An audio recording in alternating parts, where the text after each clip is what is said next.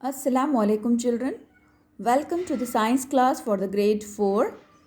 This is lesson number 8, Animal Reproduction, part 1. Today we are going to start this lesson in this video. At the end of this chapter, you will be able to explain what reproduction is. What is the term reproduction? And you will be able to list different ways in which animals reproduce and can describe the life cycle of some common egg-laying animals. Okay, children? So here you can see some picture and what is given about that. After about 3 weeks, they saw two little nestlings coming out by breaking the eggshells. In this picture, you can see after 3 weeks, these children saw two little nestlings coming out by breaking the eggshells. Mother pigeon and father pigeon fed them every day till they were strong enough to fly away. Why do you think the animals and birds have babies? So here you can see with this cat, its babies are there, and with the pigeon also, from its eggs, the nestlings came out. So, what is reproduction, children? You have studied about the properties of living things. As living things need food and water to grow, they need air to breathe. They reproduce. Living things reproduce to increase in their number. They produce the young ones of their own kind. So producing the young ones of their own kind, this process is called reproduction. So through the reproduction, the number of animals or their population increases.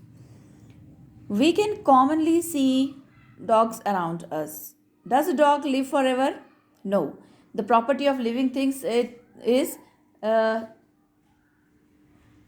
a particular age, they may die. So this question, does a dog live forever? No, it can. One day it will die. A dog has a limited lifespan. Every living being has a limited lifespan. After completing its lifespan, it dies. It dies. However, during their lifespans, dogs produce their young ones, means puppies. The babies of dog are called puppies. The puppies grow into adult dogs like their parents. This ensures that there are more like them when they have died.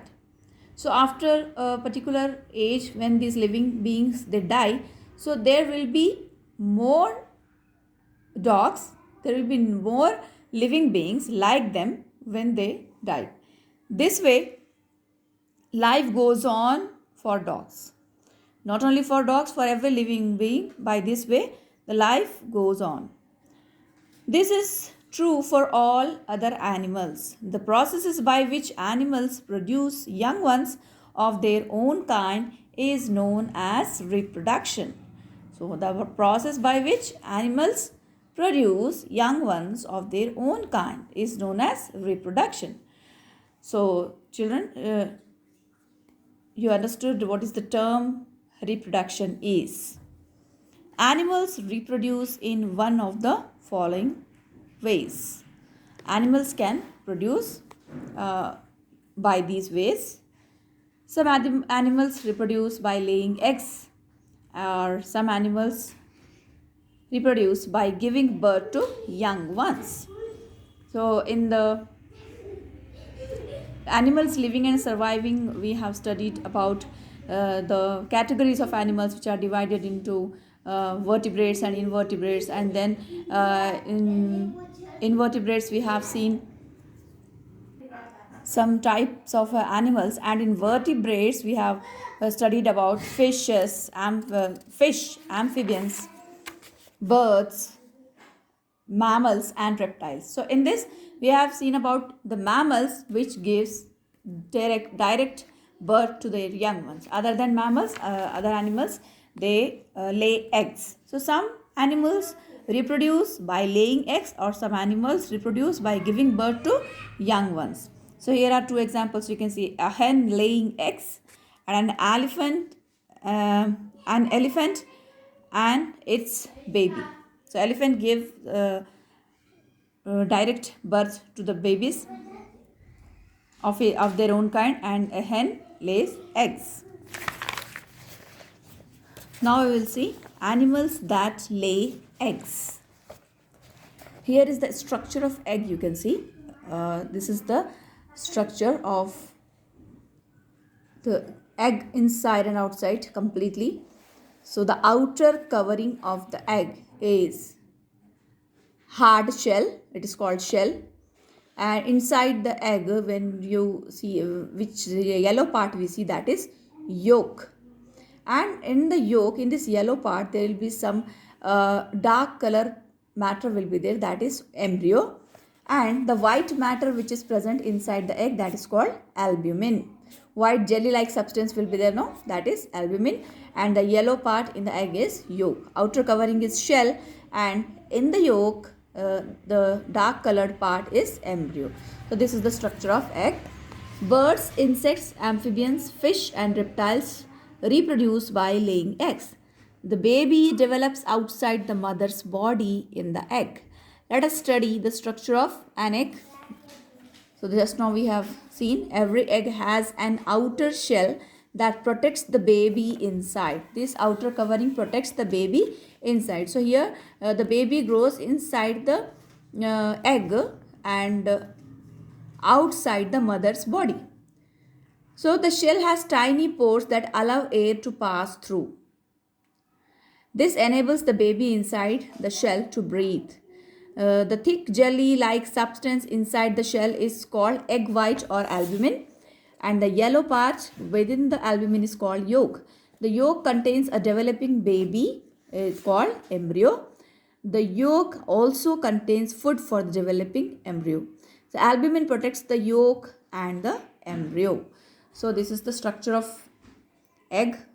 Remember these important parts and their names.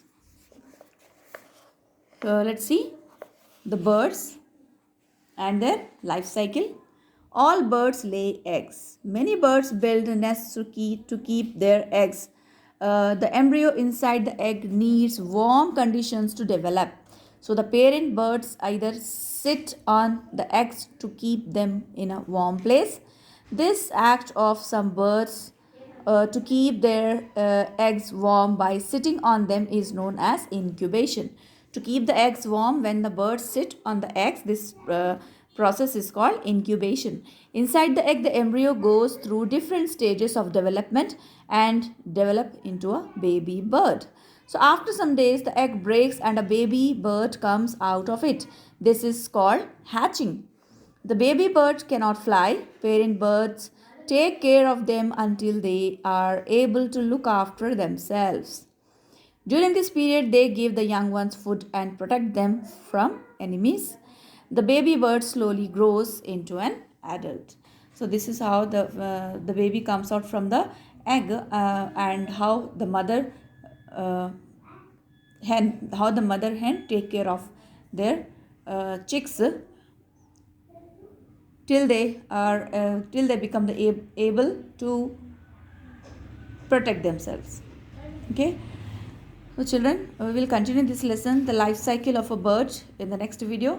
That's it for today. Take care of yourself. Allah Hafiz.